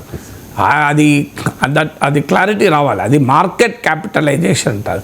మార్కెట్ క్యాపిటలైజేషన్ అంటే total number of shares into the value of షేర్ను మార్కెట్ క్యాపిటలైజేషన్ అంటారు. రేపు మళ్ళీ షేర్ల విలువ పెరిగితే 9 లక్షల కోట్లలో మళ్ళీ 5 లక్షల కోట్లు రిటర్న్ రావచ్చు, లేదు ఇంకా 15 లక్షల కోట్లు రావచ్చు. మనకు ఫిజికల్ వరల్డ్లో ఆవిరైతే మళ్ళీ రాదు, ఆవిరే వాటర్ కాదు, ఆవిరి మళ్ళీ వాటర్ అవుతుందా? కానీ ఇది అక్కడ కాదు. అందువల్ల ఆవిరైన సంపద ఇవన్నీ జర్నలిస్టులు మీడియా పెట్టేటువంటి ఒక హెడ్లైన్సే. అందువల్ల మార్కెట్ క్యాపిటలైజేషన్ పెరిగినా తగ్గినా దట్ ఈస్ ఓన్లీ నోషనల్. అది only in terms of stock market పరిభాషలో మాత్రమే అర్థం చేసుకోవాలి. నిజంగా ఇప్పుడు 10 లక్షల కోట్ల సంపద ఆవిరైంది అంటే అర్థం, ఉదాహరణకు నాకు ఒక ఇన్ఫోసిస్ షేర్లు ఉన్నాయి, ఆ షేర్ 2,000 రూపాయలు ఉందనుకుందాం, కరెక్ట్గా ఎంత ఉందో గుర్తులేదు, నాకు ఒక 1000 షేర్లు ఉన్నాయి అంటే అర్థం ఏంటి, నా దగ్గర 1000 ఇంటూ 2000 లేదు 100 షేర్లు ఉన్నాయి అనుకుందాం, కౌంటింగ్ ఈజీ అవుతుంది. 2000 ఇంటూ 100 అంటే నాకు 2 లక్షల రూపాయల సంపద ఉంది మార్కెట్ క్యాపిటలైజేషన్. ఈ 2000 పోయి 1000 అయింది అనుకుందాం, నా మార్కెట్ క్యాపిటలైజేషన్ 1,00,000కి తగ్గిపోతుంది. సగానికి సగం ఆవిరైన నాగేశ్వర్ సంపద అని హెడ్లైన్ పెడితే ఏంటి తప్పు అంటే, రేపు అది నేను అమ్మకపోతే, ఇప్పుడే అమ్మితే లాసే కాదని అంటలేను, నేను అమ్మక మరో 3 ఏళ్ళు ఉంచుకుంటాను, అప్పుడు ఈ 2000 1000 అయింది, ఆ 1000 పోయి 4000 అయింది అనుకోండి, అప్పుడు నాకు 4 లక్షలు వస్తాయి కదా, నేను 2 లక్షలు పెట్టుబడి పెడితే. అందువల్ల ఇది మారిపోతూ ఉంటుంది. బయట నీకు ఒక ఇల్లు 1 కోటి రూపాయల విలువైన ఇల్లు 50 లక్షలకు కావడం వేరు, మార్కెట్ క్యాపిటలైజేషన్ సగానికి సగం కావడం వేరు. అందువల్ల ఆ క్లారిటీ చాలామందికి తెలియదు కనుక మీడియాలో ఆవిరైన 9 లక్షల కోట్ల సంపద అంటే అలా అనుకునే ప్రమాదం ఉంటుంది. ఇక ఎందుకు ఇది జరుగుతుందంటే పెద్ద ఎత్తున విదేశీ ప్రత్యక్ష పెట్టుబడులు దేశం విడిచి వెళ్తున్నాయి. ఇప్పుడు మీకు $12 బిలియన్ ఈ క్యాలెండర్ ఇయర్లో 12 లాస్ట్ టైం స్టాక్ మార్కెట్ పతనాన్ని నా యూట్యూబ్ ఛానల్లో విశ్లేషించినప్పుడు $10 బిలియన్ అని చెప్పాను. ఇప్పుడు అది $12 బిలియన్ పెరిగింది. $12 బిలియన్ ఆఫ్ ఫారిన్ ఇన్వెస్టర్స్ వెళ్ళిపోయారు. ఎందుకు వెళ్ళిపోయారు అంటే ప్రపంచంలో ఉండే geopolitical tensions, geoeconomic కన్ఫ్యూజను. ఇప్పుడు ట్రంప్ వచ్చాక ఎవరితో ఎప్పుడు కలుస్తారో తెలియదు, ఎక్కడ ఏం జరుగుతుందో అర్థం కాదు. అమెరికా వెళ్ళి రష్యాతో కలిసి ఓటేస్తుందని ఎవడు ఊహించాడు? సో ఇలా ఈ geo political and geo political tensions, ఒక రకంగా జియో పొలిటికల్ కావోస్ అంటారు, టెన్షన్స్ కూడా కాదు, గందరగోళ పరిస్థితులు ప్రపంచంలో ఉన్నాయి. ఎవడు ఊహించాడు అమెరికాకు యూరప్కు మధ్య ఈ రకమైన వాతావరణం వస్తుంది? ఎవడు ఊహించాడు అమెరికా రష్యా లేకపోతున్నాయి, రష్యా చైనాలు ఒకవైపు ఉండగా? అందువల్ల ఈ geopolitical uncertainties, geoeconomic uncertainties, ఎందుకంటే ట్రంప్ టారిఫ్లు ఎక్కడి వైపు ఉంటాయి, నేను ఇవాళ టారిఫ్ వేస్తానంటాడు, రేపు మళ్ళీ ఆపుతాడు, మళ్ళీ ఎల్లుండి వేస్తానంటాడు, వేసిందాన్ని తగ్గిస్తాడు, పెంచుతాడు, ఇష్టం వచ్చినట్టుగా. మీరు కెనడా మెక్సికో పైన 25% టారిఫ్ వేశాడు, తెల్లారే దాన్ని ఆపాడు. చైనా పైన 60% వేస్తా అన్నాడు, వేయలేదు, 10% వేశాడు. సో మీకు ఎప్పుడు ఎవరి మీద ఏమంటాడో తెలియదు. జెలెన్స్కీ డిక్టేటర్ అన్నాడు, మళ్ళీ వెంటనే ఈజ్ మై బెస్ట్ ఫ్రెండ్ అన్నాడు, మళ్ళీ అందరి ముందర మీడియాలో తిట్టి పంపించాడు. సో కీర్ స్టార్మర్ యూజ్లెస్ అతను అవమానకరంగా ట్రంప్ మాట్లాడాడు, మస్క్ మాట్లాడాడు, మళ్ళీ వైట్ హౌస్లో ఆయన పొగడడం మొదలుపెట్టాడు. So Trump is highly unpredictable అని మొదటి నుంచి చెప్తున్నాం. ఈ అన్ప్రెడిక్టబిలిటీ జనరల్గా స్టాక్ మార్కెట్లలో ఉన్న విదేశీ పెట్టుబడులపైన ప్రభావం చూపుతుంది. ఎందుకు మనకు పంచాయతీ గందరగోళంగా ఉంది కదా అని సేఫ్ హ్యావెన్ మెంటాలిటీ పెరుగుతుంది. ఇప్పుడు అదే జరుగుతుంది. Foreign investor Indian stock market నుంచి $12 బిలియన్ విత్డ్రా చేశారు ఈ ఇయర్లోనే. నెట్ అవుట్ఫ్లో అంటారు, అంటే ఎంత లోపలికి వచ్చాయి, ఎంత బయటికి వచ్చాయి, గ్యాప్ ఎంత, దాన్ని నెట్ అవుట్ఫ్లో అంటారు. నెట్ అవుట్ఫ్లో అనేది $12 బిలియన్. రెండో కారణం కూడా ఏంటంటే లాస్ట్ ఇయర్లో ప్రపంచంలో అనేక స్టాక్ మార్కెట్లతో పోల్చిన Indian stock market very high returns ఇచ్చింది, హై వాల్యుయేషన్స్ ఇచ్చింది. ఎప్పుడు కూడా స్టాక్ మార్కెట్లో భారీగా ధరలు పెరిగినప్పుడు ప్రాఫిట్ బుకింగ్ ఉంటుంది. మన ఫైనాన్స్ మినిస్టర్ కూడా ఈ మధ్య ఇదే చెప్పారు. ఆ ప్రాఫిట్ బుకింగ్ ప్రభావం కూడా కొంత ఉండొచ్చు. దీంతో పాటు గ్లోబల్ ట్రేడ్ వార్ వస్తుందేమో అనే అనుమానం వల్ల భారీ ఎత్తున ఈ గందరగోళం ఉంది. మీరు గమనిస్తే నిన్న ఐటీ స్టాక్స్ భారీగా పడిపోయినాయి.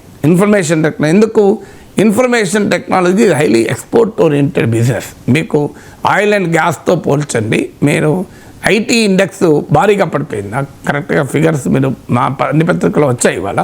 సో ఐటీ ఇండెక్స్ ఎక్కువ పడిపోయింది. ఆయిల్ అండ్ గ్యాస్ ఇండెక్స్ లాంటి రిలేటివ్లీ తక్కువ పడిపోయాయి. కారణం ఏంటి అంటే ఐటీ కంపెనీ సెక్టార్ అనేది టోటల్లీ ఎక్స్పోర్ట్ డ్రివెన్, అందులో యూఎస్ డ్రివెన్. ఎందుకంటే మన దేశ సాఫ్ట్వేర్ ఎగుమతుల్లో 70 to 80% అమెరికాకే. అందువల్ల ట్రంప్ ఏం చేస్తాడో తెలియని పరిస్థితి ఉంది. సో అందువల్ల ఈ గ్లోబల్ ట్రేడ్ అన్సర్టనిటీస్ కూడా మీకు ఐటీ స్టాక్స్ పైన, ఇప్పుడు ఐటీ రంగంలో ఆల్రెడీ ఆర్టిఫిషియల్ ఇంటెలిజెన్స్ కలకలం సృష్టిస్తుంది. డీప్ సీక్లు, మీకు గ్రాక్లు, ఇప్పుడు కొత్తగా ట్విట్టర్ వాడు అనుకుంటా గ్రాక్ అనేది వచ్చినట్టుంది. సో డీప్ సీక్లు, ఇప్పుడు అలాగే మీకు ఎన్విడియా షేర్లు అతలాకుతలం అవుతున్నాయి. సో ఇలాంటి ఒక బంపీ రోడ్ ఉన్నప్పుడు దానికి ట్రంప్ కూడా ఆ బంపీ రోడ్కు కలిసినప్పుడు ఈ స్టాక్ మార్కెట్లో ఈ స్లంప్ తప్పదు. సో అందువల్ల మీకు ఈ గ్లోబల్ ఫ్యాక్టర్స్తో పాటు ఇక నేషనల్ ఫ్యాక్టర్స్ కూడా సాధారణంగా అంతర్జాతీయ పరిస్థితులు బాగాలేనప్పుడు దేశీయ ఎకానమీ బలంగా ఉన్న ఆ విశ్వాసాన్ని ఇస్తుంది. మీకు ఉదాహరణకు మీరు ఎవరికైనా అప్పిచ్చారు, ఆ బయట మార్కెట్ బాగాలేదు అని అప్పు రిటర్న్ తీసుకోరు. బయట మార్కెట్ బాగా లేకపోయినా మీరు అప్పిచ్చిన వ్యక్తి కనుక చాలా స్టేబుల్ ఇన్కమ్ ఉందనుకోండి, మీరు భయపడరు. ఏం కాదులేండి, మార్కెట్ బాగా అవుతుంది, అప్పుడే నేను ఉండని డబ్బులు అంటారు. కానీ మార్కెట్ బాగాలేక మీరు అప్పిచ్చినటువంటి వ్యక్తి ఎకానమీ బాగాలేనప్పుడు మీరు భయపడి తొందరగా మీరు ఇచ్చిన అప్పు రిటర్న్ తీసుకుంటారు. ఇప్పుడు ఇండియాలో నుంచి ఫారిన్ ఇన్వెస్టర్ వెళ్ళటానికి కారణం అది. బయట మార్కెట్ ఏమో గందరగోళంగా ఉంది, ప్రపంచ economy, global economy, global trade ఏమో టర్బులెంట్గా ఉంది. పోనీ ఇండియన్ ఎకానమీ బాగుందా అంటే లేటెస్ట్ డేటా మీకు Q3 డేటా వచ్చింది.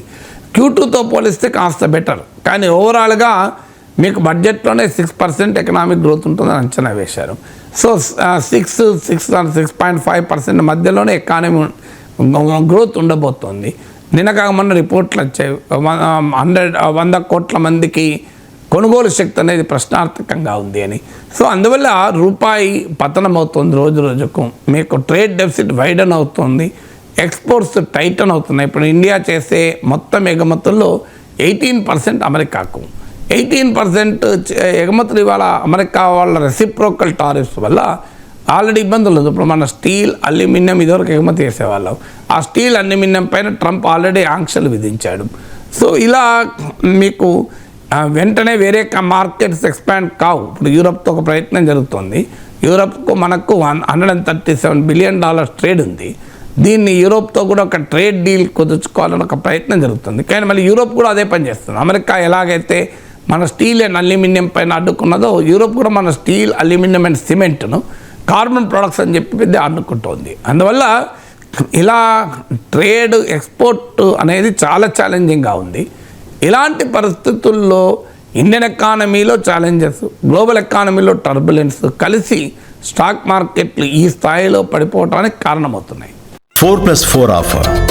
మొదటిసారిగా కంట్రీ డిలైట్ పాలని 4 రోజులు ఆర్డర్ చేసిన వాళ్ళకి మరో 4 రోజులు ఫ్రీ. ఇంకెందుకు ఆలస్యం, యాప్ని డౌన్లోడ్ చేసుకోండి. Download the country delight app now. గతంతో పోలిస్తే గోవాకు పర్యాటకుల సంఖ్య తగ్గింది అనేది వాస్తవం. కానీ దానికి గల కారణం ఏంటి అంటే భారతీయ జనతా పార్టీ గోవా ఎమ్మెల్యే మైఖేల్ లోబో చెప్తూ ఉన్నారు, ఇడ్లీ సాంబార్ వడా పావ్ వల్ల గోవాకు వచ్చే పర్యాటకుల సంఖ్య భారీగా తగ్గిపోయింది అని చెప్పేసి. అసలు వాస్తవం అని మీరు చెప్తున్నారు, కానీ గోవా ప్రభుత్వం దాన్ని అంగీకరించడం లేదు. గోవా ప్రభుత్వం చెప్పేది ఫారిన్ టూరిస్ట్ కూడా 4.5 లక్షల నుంచి 4,60,000 పెరిగారని చెప్తోంది.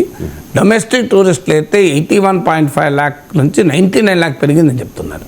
సో గోవా ప్రభుత్వ గణాంకాల ప్రకారం టూరిస్టులు తగ్గలేదని, కానీ మీరు అన్నట్లు రకరకాల ఇండికేషన్స్లో కూడా భారీగా తగ్గుతున్నారు. నియర్లీ 60% వరకు కూడా ఫాల్ ఉంది అని. సో ఇప్పుడు బీజేపీ ఎమ్మెల్యే ఆయనే కాదు, ఆయన భార్య కూడా ఎమ్మెల్యే. సో ఆయన క్లియర్గా చెప్తున్నారు భారీగా పడిపోతుందని. ఎందుకు పడిపోతుంది అన్నదానికి ఆయన ఒక విచిత్రమైన లాజిక్ ఏంటంటే ఇడ్లీ సాంబార్ అంటున్నాడు. ఆయన వాదన ఏంటి అంటే, నిన్న మిర్రర్ నౌ అనే నేషనల్ ఛానల్కి ఇచ్చిన ఇంటర్వ్యూలో కూడా చూశాను. ఆయన వాదన ఏంటి అంటే, ఈ బీచ్ బయట గోవాలో రెస్టారెంట్లు ఉండొచ్చు, వేరే వాళ్ళవి అన్ని రకాల టూరిస్ట్ ప్లేస్ అంటే అన్ని ప్రాంతాల వాళ్ళు వస్తారు కనుక అన్ని ప్రాంతాల ఫుడ్ అవైలబుల్ ఉంటుంది. కానీ బీచ్లో మొదటి నుంచి కూడా Goan unemployed educated Goan youth, so వారు ఈటరీస్ పెట్టుకునే వాళ్ళు. ప్రభుత్వం వారికి లాటరీ ద్వారా ప్లేసెస్ ఇచ్చేది. ఆ బీచ్లో వారు రకరకాల ఫిష్ కర్రీలు నుంచి మొదలుకొని ఈవెన్ వెజ్ వరకు, వెజిటేరియన్ వరకు కూడా గోవన్ క్విజిన్, అంటే Goa is known for hospitality cuisine, so Goa food serve చేసేవాళ్ళు. అది ఈ మధ్య కాలంలో ఏం జరుగుతుంది అంటే ప్రభుత్వము గోవన్ యూత్కి ఇస్తే వారు దాన్ని సబ్ లీజ్కి ఇస్తున్నారు, సబ్లెట్ చేస్తున్నారు. దాంతో బెంగళూరు నుంచి మహారాష్ట్ర నుంచి వచ్చి బెంగళూరు నుంచి మహారాష్ట్ర నుంచి వచ్చిన వారు వచ్చి బెంగళూరులో ఇడ్లీ సాంబార్ పెడుతున్నారు, మహారాష్ట్రలో వడాపావు పెడుతున్నారు. కానీ ఆ బీజేపీ ఎమ్మెల్యేకి అర్థం కావాల్సింది ఏంటంటే ఎవరైనా ఏ బిజినెస్ మ్యాన్ అయినా తనకు నచ్చింది పెట్టాడు, కస్టమర్లు కొనేది పెడతాడు కదా. సో నిజంగానే గోవాకు వస్తున్న పర్యాటకులు గోవన్ ఫుడ్ తినాలని ఇడ్లీ సాంబార్ తినమంటే బెంగళూరులో నాకు ఇడ్లీ సాంబార్ వస్తుందని పోయి అమ్ముకోడు కదా. అక్కడ బెంగళూరుడైనా గోవన్ ఫుడే చేస్తాడు, ఆదిలాబాద్ వాడైనా చైనా వాడు వస్తానంటే చైనీస్ ఫుడ్ చేస్తాడు. నా ఆదిలాబాద్ ఫుడ్ చేస్తా, నా సకినాలు పెడతా, అరిసెలు పెడతా అంటే వాడు తినద్దా? చైనా వాడు వస్తే చైనా వాడిని ఫుడ్డే పెట్టాలి మన దాంతో పాటు. ఓకే, ఇది మనది కూడా టేస్ట్ చూపెట్టచ్చు. అందువల్ల ఎప్పుడు కూడా ఫుడ్ అనేది ఏదైనా మార్కెట్ డిమాండ్ బట్టే కదా. అంటే బహుశా గోవాకు విదేశీ పర్యాటకులు రావడం తగ్గి ఇడ్లీ సాంబార్ తినేవాళ్ళు ఎక్కువ పోతున్నారేమో, వడాపావు తినేవాళ్ళు ఎక్కువ పోతున్నారేమో. కనీసం ఆ ఇడ్లీ సాంబార్ తినేవాళ్ళు పోతున్నారు కనుక ఆ మేరకైనా మిగిలిందేమో గోవన్ టూరిజం. ఎందుకంటే ఈ మధ్య మన తెలుగు వాళ్ళు కూడా చాలామంది పోతున్నారు. సో మన వాళ్ళు ఏం తింటారు? ఇడ్లీ సాంబార్ తింటాం కదా మనమైనా, తమిళనాడు వాళ్ళమైనా, కర్ణాటక వాళ్ళమైనా. సో అందువల్ల మన ఇడ్లీ సాంబార్ తినే వాళ్ళ పుణ్యమాని గోవా బతుకుతుంది టూరిజం. అది కూడా అర్థం కావాలి. సో ఫండమెంటల్ క్వశ్చన్ ఏంటి, ఎందుకు గోవా టూరిజం? మనకు అర్థం కావాల్సింది గోవన్ జీడిపిలో 17% టూరిజం నుంచి వస్తుంది. ఎందుకంటే ఎందుకు ఇంత కాంట్రవర్సీ అంటే అది కూడా అర్థం కావాలి. 17% of Goa's GSDP, gross state domestic product, మీకు టూరిజం నుంచి వస్తుంది. గోవా వర్క్ ఫోర్స్లో అంటే గోవాలో శ్రమశక్తి పనిచేసే వాళ్ళలో 35% టూరిజం మీద ఆధారపడతారు. అది టూరిజం గోవాకి ఎంత కీలకమో అర్థమవుతుంది. సో ఇటీవల కాలంలో మన బీజేపీ ఎమ్మెల్యే మైకల్ లోగన్ చెప్పడమే కాదు, గోవా టూరిస్ట్ హోటల్స్ అసోసియేషన్ వాళ్ళు అందరూ చెప్తున్నారు గోవాకు టూరిస్ట్ ఫ్లో తగ్గింది అని. ఎందుకు తగ్గింది అనేది అర్థం చేసుకోవాలి. తగ్గడానికి ఈ సదరు బీజేపీ ఎమ్మెల్యే చెప్పేది ఇడ్లీ సాంబార్ వాళ్ళ వల్ల అని. దాని మీద ఈవెన్ ప్రభుత్వ యాక్షన్ మొదలుపెట్టి సబ్లెట్ ఎవరికి ఇవ్వకూడదు, గోవన్ యూతే నడపాలి అని కూడా పెడుతున్నారు. మరి పెడితే పెరుగుతారు టూరిస్టులు. పెరగటానికి కారణం ఏంటంటే కాస్ట్ ఆఫ్ టూరిజం అనేది ఒక కీలకమైనది. టూరిజం అనేది అఫోర్డబుల్ ఉండాలి, కాస్ట్ ఎంత ఉంది అని. భారీగా ఉంటే వెళ్ళలేరు కదా ఎవరైనా. సో ఇక్కడ ఏం జరుగుతుందంటే గోవాకు కాంపిటీషన్గా సౌత్ ఈస్ట్ ఏషియా బాగా టూరిజం అభివృద్ధి చేసింది. అంటే వియత్నాం, థాయిలాండ్, ఈ ప్లేసెస్. మీకు వియత్నాం ఇప్పుడు ఉదాహరణకు ఒక బడ్జెట్ పెట్టుకొని నీవు గోవాకి వెళ్ళి 2 రోజులు 3 రోజులు ఉండగలిగితే ఆ బడ్జెట్తో ఎవరైనా మనం ఒక టూరిస్ట్గా వెళ్ళాలంటే ఒక బడ్జెట్ పెట్టుకుంటాం, 50,000 ఖర్చు పెడతా, 1,00,000 ఖర్చు పెడతా నేను అని. సో టూరిస్ట్ ఒక బడ్జెట్తో పెట్టుకున్న వ్యక్తి ఆ డబ్బుతో 2 రోజులు 3 రోజులు గోవాలో ఉండగలిగితే అదే డబ్బుతో వియత్నామో థాయిలాండో పోయి వారం రోజులు ఉండొచ్చు. అంటే అక్కడ హోటల్ రెంట్లు తక్కువ, ఫుడ్ కూడా తక్కువ. మరి గోవాలో హోటల్ రెంట్లు అంత పెరిగితే ఎలా ఏరికలు? ఇప్పుడు ఉదాహరణకు గోవాలో ఒక స్టాండర్డ్ హోటల్ 7,000 రూపాయలు పర్ డే ఉంటే మీకు అక్కడ 2,000 రూపాయలకే వియత్నాం, థాయిలాండ్లో దొరుకుతుంది. అంటే నియర్లీ 1/3 హోటల్ అకామిడేషన్ దొరుకుతుంది. ఇక్కడ 25,000 ఉంటే ఆడ 8,000కే దొరుకుతుంది. అంటే కంపారిజన్లో చెప్తున్నాను. అందువల్ల మరి మీకు గోవాకు వెళ్ళిన ఫ్లైట్ ఛార్జెస్, మీకు థాయిలాండ్కి వెళ్ళిన ఫ్లైట్ జర్నీ కానీ ఛార్జెస్లో కానీ భారీ తేడా రాదు. మీకు ఉదాహరణకు మేము ఇటీవల అండమాన్స్ వెళ్ళాం, 7,500 ఫ్లైట్ ఛార్జ్. నువ్వు కొద్దిగా ముందు బుక్ చేసుకుంటే సింగపూర్ కూడా అంతకే దొరుకుతుంది. అంటే నువ్వు అండమాన్స్, మన దేశంలో అండమాన్స్కి వెళ్ళే డబ్బులతో సింగపూర్ కూడా వెళ్ళచ్చు. 1 గంట సేపు ఎక్కువ విమానంలో కూర్చుంటే సరిపోతుంది. సో అందువల్ల ఏం జరుగుతుంది, అందులో విమాన ఖర్చు కన్నా అక్కడ హోటళ్ళ ఖర్చు అవే ఎక్కువ కదా. సో అందువల్ల మీకు competitive tourist locations south east ఏషియాలో ఇండోనేషియా, బాలి కావచ్చు, మీరు థాయిలాండ్ కావచ్చు, వియత్నాం కావచ్చు, ఇవి బాగా డెవలప్ అయ్యే వరకు గోవాకు పోటీ మొదలైంది. సో ఇది మొదటి ఛాలెంజ్. రెండో ఛాలెంజ్ ఏంటంటే గోవాలో ఉన్న ట్యాక్సీ మాఫియా. సో ఈ ట్యాక్సీ మాఫియా వల్ల కూడా విసిగెత్తిపోతున్నారు. మూడవది లా అండ్ ఆర్డర్. ఆ మధ్య గోవాలో ఒక ఫారిన్ టూరిస్ట్ పై కూడా హత్య జరిగింది. అప్పటి నుంచే భారీగా తగ్గడం మొదలుపెట్టింది. టూరిజంలో ఉండాల్సిన ఒక ముఖ్యమైన అంశం ఏంటంటే safety. Public safety is very very important. మేము ఈ మధ్య అండమాన్స్కి వెళ్తే అక్కడ చెప్తున్నారు, అండమాన్స్ లో కూడా మీకు క్యాబ్ డ్రైవర్ నుంచి అందరూ అండమాన్స్లో ఉంటారు, వేరే వాళ్ళు ఎలా చేయరు. ఆయన చెప్తున్నాడు, బీచ్ పైన మీరు ఏదైనా మర్చిపోయిపోతే మళ్ళీ తెల్లారొచ్చైనా తీసుకొచ్చి అంటాడు. ఇంత నిజమో తెలియదు కానీ అంత సేఫ్ సార్. నిజం మాత్రం మేము గమనించింది, ఆడ ఎక్కడ భయపడలేదు. రాత్రి 12 గంటలకు ఇంటికి వచ్చినా నెవర్ ఫెల్ట్ అన్సేఫ్. సో మన హైదరాబాదులోనైనా 12 గంటలకు వచ్చినప్పుడు ఆలోచిస్తే, కానీ అండమాన్లో అనిపించలేదు. ప్రైస్ కూడా మీరు చూస్తే మేము పోర్ట్ బ్లేయర్లో బీచ్లో మ్యాగీ 40 రూపీస్ ఉంది, మీ టీ 20 రూపీస్ ఉంది. సో బీచ్లో మ్యాగీ 40 రూపీస్ అంటే చాలా చీప్ కదా. ఇప్పుడు మన దగ్గర కూడా నక్లెస్ రోడ్లో మ్యాగీ టీ ఇంతకన్నా ఎక్కువనే ఉంటుంది కానీ తక్కువ ఉండదు. సో అందువల్ల కాస్ట్ ఆఫ్ టూరిజం అనేది చాలా కీలకం. కాస్ట్ ఆఫ్ టూరిజం అంటే ఎఫోర్డబుల్ టూరిజం ఉండాలి. అన్ఫార్చునేట్లీ డిమాండ్ పెరిగిన కొద్ది ఏమవుతుంది అంటే 3-4 సమస్యలు వస్తున్నాయి.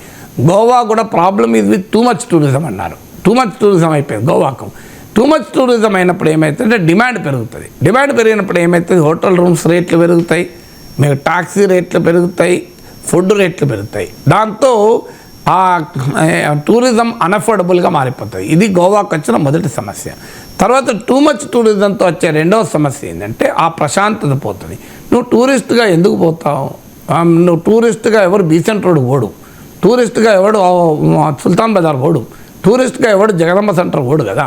టూరిస్ట్గా పోయేవాడు ఆర్కే బీచ్లో పోయి కాస్త ప్రశాంతంగా కొంతసేపు గడుపుదాం అనుకుంటాడు. ఆర్కే బీచ్ రోడ్డు మీద ఉన్నా కూడా, లేదంటే ఒక భీమిలి బీచ్కి పోయి కాస్త ప్రశాంతంగా ఆ బీచ్లో ఉందామనుకుంటాడు కదా. సో మీరు జగదంబ సెంటర్లో పోయి టూరిస్ట్ పోతారా? టూరిస్ట్ షాపింగ్ చేసుకుంటాడు పోతాడు. టూరిస్ట్ కూడా షాపింగ్ చేస్తూనే పోవచ్చు. పీసెంట్ రోడ్డుకి వెళ్ళి ఎవరైనా టూరిస్ట్ పోతారా? సో మీకు ఏదో ఆ కృష్ణా తీరానికి పోయి భవానీ ఐలాండ్స్కి పోయి ఏదో కాస్త ప్రశాంతంగా ఉందామని కోరుకుంటాడు. ఈ టూ మచ్ టూరిజం వల్ల ఏమైందంటే గోవా బీచ్లు రద్దీ పెరిగిపోయాయి, ప్రశాంతత దెబ్బతిన్నది. ఎప్పుడు కూడా మనిషి ప్రశాంతత కోరుకుంటాడు. మీరు బీచ్కి వెళ్తే ఆ సముద్ర తరంగాలను చూస్తూ ఆ సముద్ర గాలి వీస్తుంటే హాయిగా ప్రశాంతంగా ఉండాలని కోరుకుంటాడు. ఆడ 1000 మంది ఉంటే 5000 మంది ఉంటే ఎవరికి ఓపికంటుంది వెళ్ళటానికి. అందువల్ల ఇది రెండో డైమెన్షన్. మూడో డైమెన్షన్ ఏంటంటే ప్రెస్టిన్ నేచర్, అంటే ప్రకృతి అందచందాలకు వెళ్తావు. మీరు ఎందుకు వెళ్తావు? నీకు రాధానగర్ బీచ్ అని ఉంటుంది హ్యావ్లాక్లో, మీకు one of the best beaches. క్లీన్గా ఉండాలి ఆ బీచ్, చాలా ఆ నేచర్ యొక్క బ్యూటీ ఉండాలి. మేము మాల్దీవ్స్ వెళ్ళాం. మాల్దీవ్ పోలీస్ సర్వీస్ ఆహ్వానం మేరకు అక్కడ మాల్దీవియన్ ప్రభుత్వం ఆహ్వానిస్తే ఆడ మన ఐపీఎస్ లాగా Maldivian police service top officer class చెప్పడానికి వెళ్ళాను నేను కుటుంబ సమేతంగా. మాకు తీసుకెళ్ళి సబ్మెరీన్లో తీసుకెళ్ళి కోరల్ రీఫ్స్ చూపెట్టారు, ప్రవాళ బిత్తికలు అంటాం. సో ఆ కోరల్ రీఫ్స్ ఇప్పటికీ డ్యామేజ్ కాకుండా ఉన్నాయి. అంటే ఆ మ్యాంగ్రూవ్ ఫారెస్ట్ ఇప్పటికీ డ్యామేజ్ కాకుండా ఉన్నాయి. అంటే సమ్ పొల్యూషన్ లేకుండా ఉండడం, నేచర్ యొక్క బ్యూటీని కాపాడడం. నేచర్ యొక్క బ్యూటీ ఎప్పుడు ఉంటా అంటే సస్టైనబుల్ టూరిస్ట్ ప్రాక్టీసెస్ ఉంటే ఉంటాయి. సస్టైనబుల్ టూరిస్ట్ ప్రాక్టీసెస్ అంటే ఏంటంటే nature's capacity to renew plus నువ్వు నేచర్ పైన పడుతున్న ప్రెషర్. ఇప్పుడు ఉదాహరణకు ప్రకృతికి కూడా ఒక లిమిట్ ఉంటుంది, దానంతర తాను ప్రకృతి మెరుగుపరుచుకుంటుంటుంది. దాన్ని మించి పడ్డదనుకోండి మీకు అది ప్రకృతి దెబ్బతింటుంది. సో జరుగుతున్నది ఏంటంటే unsustainable tourist practices. Too much people వచ్చే వరకు మీకు ఏమవుతుంది అంటే ఆ టూరిస్ట్ ప్లేసెస్కు ఉండే సహజ ప్రకృతి సిద్ధ స్వభావం కాస్త పోతుంది. ఇవన్నీ జరిగే వరకు గోవాలో ఇప్పుడు దీనికి తాను 4వది. ఇప్పుడు ఈ మైకేల్ లోగో వచ్చినటువంటి కాన్స్టిట్యున్సీ ఈయన సతీమని వచ్చింది ఐ థింక్ నార్త్ గోవా అనుకుంటా. సో నార్త్ గోవా అది. సో నార్త్ గోవాలో రోడ్లు ఎట్లున్నాయి ఒకసారి ఆయన చెప్పమనండి, ఆయన కాన్స్టిట్యున్సీలో. మరి అలా రోడ్లు ఉంటే టూరిస్ట్ ఎందుకు వస్తాడు? సో అందువల్ల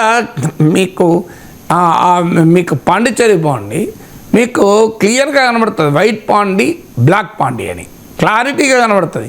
వైట్ పాండి బ్లాక్ పాండి ఏంటంటే అంతకుముందు కొలోనియల్ వాళ్ళు ఉన్న ప్రాంతమేమో అది నీట్గా ఉంటుంది, తర్వాత వచ్చిందో దారుణంగా ఉంటుంది. అందువల్ల ఎప్పుడు కూడా టూరిస్ట్ ప్లేసెస్కు గోవా నాయకులు అర్థం చేసుకోవాల్సింది ఇడ్లీ సాంబార్ మీద పడేయడం కాదు, ఎక్కడ తప్పు జరుగుతుంది. ఎందుకంటే ప్రపంచంలో అంతటా పోటీ ఇవాళ. నేను ఒకప్పుడు గోవా అంతా ఇప్పుడే గోవా ఉండాలని లేదు, కొత్త కొత్త ఎమర్జ్ అవుతున్నాయి. మీరు 10 ఏళ్ల క్రితం చీరాల బీచ్కు వెళ్ళాలి, బాపట్ల బీచ్కు వెళ్ళడం అనేది ఉందా? ఇప్పుడు మీరు హైదరాబాద్ నుంచి చీరాల బీచ్కి వెళ్తున్నారు, చాలా ఫేమస్ అయిపోయింది చీరాల బీచెస్. మీరు బాపట్ల బీచ్ సప్నలంకనో ఉంది బాపట్లలో, అక్కడికి వెళ్తున్నారు. మీరు నర్సాపురం వెళ్ళి ఆడ మీకు దిండి దగ్గర మీకు ఈ బోట్స్ ఉంటాయి, హరిత వాళ్ళది, ఏపీ టూరిజం వాళ్ళది. సో ఆ బోట్ ఒకప్పుడు బోట్ అవుతుంటే కేరళ వెళ్ళేవారు మీకు. సో ఇవాళ కేరళ కాదు మన నర్సాపురం వెళ్తున్నారు. అందువల్ల ఇలా పోటీ ఉంటుంది. ఇప్పుడు నిజంగా ఆంధ్రప్రదేశ్కు very big opportunity. Goa failure, Goa's loss can be AP's gain. 974 kilometre తీర ప్రాంతం ఉంది, దాన్ని అద్భుతమైన మెరైన్ టూరిజం డెవలప్ చేయండి. అన్ఫార్చునేట్లీ మనకు బడ్జెట్లో పప్పు బిళ్ళాలు పంచడంకే సరిపోతుంది, దానికే సరిపోతలేదు. ఇక వేరేది లాంగ్ టర్మ్ గ్రోత్ ఎక్కడ ఉంటుంది మాటలు చెప్పడం తప్ప. నిజంగా చెప్పాలంటే మెరైన్ టూరిజం ఏపీలో డెవలప్ చేయండి. ప్రభుత్వము కాస్తంత పుష్టిస్తే అద్భుతమైన 10 గోవాలు క్రియేట్ చేయొచ్చు ఏపీలో. గోవాకు ఒకటే గోవా ఉంది, మనం 10 గోవాలు క్రియేట్ చేయొచ్చు. మన మరో మాల్దీవ్స్ సృష్టించవచ్చు. అలాంటి ఆర్టిఫిషియల్ ఐలాండ్స్ వస్తున్నాయి, ప్రపంచం మారిపోయింది. మన గోదావరి లంకల్ని అద్భుతమైన తీర పర్యాటక కేంద్రాలుగా మార్చవచ్చు. అక్కడ లోకల్ ప్రజలకు కూడా ఉపాధి దొరుకుతుంది కదా. ఇప్పుడు అండమాన్స్ మేము వెళ్తే చూసాం, నేను చాలామంది ఇంటర్వ్యూ చేశాను, అందరూ చెప్పేది మేము అక్కడ వాళ్ళమే అని. సో మన తెలుగు వాళ్ళు కూడా ఉన్నారు, కానీ వాళ్ళ తెలుగు బ్రోకెన్ తెలుగు ఏంటంటే మా ముత్తాత వచ్చాడు ఇక్కడికి అని. సో అప్పటి నుంచి వాళ్ళు అక్కడే ఉంటున్నారు. సో అందువల్ల లోకల్ పీపుల్కు రకరకాల ఎంప్లాయ్మెంట్ క్రియేట్ అవుతుంది. ఆ విజన్ ఉండాలి మన దగ్గర. ఏంటంటే రాజకీయ నాయకులకు ఉపన్యాసాలు ఇవ్వడం ఎక్కువ, కాంక్రీట్ యాక్షన్ ప్లాన్ ఉండవు. ఆ ఉపన్యాసాలను ఆధారంగా చేసుకొని బాకా కొట్టే మీడియా ఉంటుంది. ఆహా ఓహో ఏమిటిది అద్భుతం అమోఘం అంటాడు, కింద సోషల్ మీడియా ఆర్మీ ఉంటుంది, ఓ ఆహా అని వాళ్ళు అంటారు. అక్కడ ఏముండదు. అక్కడికి ఏం జరిగింది చెప్పండి. మీకు ఆంధ్రప్రదేశ్ విడిపోయి 10 ఏళ్ళు అయింది. మీకు ఆంధ్రప్రదేశ్లో ఈ 10 ఏళ్లలో కాంక్రీట్గా మెరైన్ ఎకానమీ ఏం డెవలప్ అయింది నాకు చెప్పండి. Agro based economy, food processing economy ఏం డెవలప్ అయింది చెప్పండి. ఇన్ని లక్షల కోట్ల ఇన్వెస్ట్మెంట్ వస్తూనే ఉన్నది అంటారు.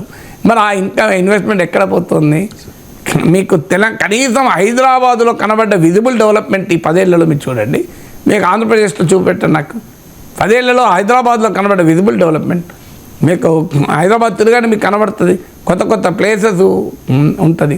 సో అందువల్ల ఆ విజన్ లేక మళ్ళీ పవన్ కళ్యాణ్ అన్నట్లు రాష్ట్ర భావన లేక కుల భావన ఉంటే ఏమవుతుంది? జరిగేది అదే. మన గొడవల్ల చైనా వాడు డీప్ సీక్లో ఉంటే మనం పోసాన్లో ఉంటాం. చైనా వాడు డీప్ సీక్లో ఆలోచిస్తుంటే ఆర్టిఫిషియల్ ఇంటెలిజెన్స్ ప్రపంచంలో ఉంటే మన ప్రపంచం వేరే కదా. గోరంట్ల మాధవ్, పోసాని కృష్ణమౌళి, కొడాలి నాని, పేర్ని నాని, వల్లభనేని వంశీ, అచ్చెన్నాయుడు, ఈ ప్రభుత్వం ఆ ప్రభుత్వం ఉంటే అచ్చెన్నాయుడు, పట్టాభి, దూరిపాల నరేంద్ర, దేవినేని ఉమా, వాళ్ళ గోల వాళ్ళది, వీళ్ళ గోల వీళ్ళది. మనకు డీప్ సీక్ ఎందుకు, మనకు ఆర్టిఫిషియల్ ఇంటెలిజెన్స్ ఎందుకు? అందువల్ల మనకు ఇప్పుడు Goa's loss can be a huge gain for Andhra Pradesh. Create a marine tourist eco system, wonderful eco system create చేసి సౌత్ ఈస్ట్ ఏషియా గేట్వే అది. అందువల్ల ఆ విజన్ ఆంధ్రప్రదేశ్కి అన్ని రకాల టూరిజం డెవలప్ చేయడానికి అవకాశాలు ఉన్నాయి. నేను legislative standing committee on wild లైఫ్లో ఉండి మారేడుమిల్లి అడవులు, నల్లమల్ల అడవులని తిరగచ్చాను. వండర్ఫుల్ ప్లేసెస్ ఉన్నాయి. Only thing is you need a vision, you need a leadership to execute. దానికి మాటలు, అడావుడి, పబ్లిసిటీ, అనుకూల మీడియాలో కథనాల పైన కాన్సన్ట్రేషన్ కాకుండా క్షేత్రస్థాయిలో అవుట్కమ్స్ పైన కాన్సన్ట్రేట్ చేయాలి.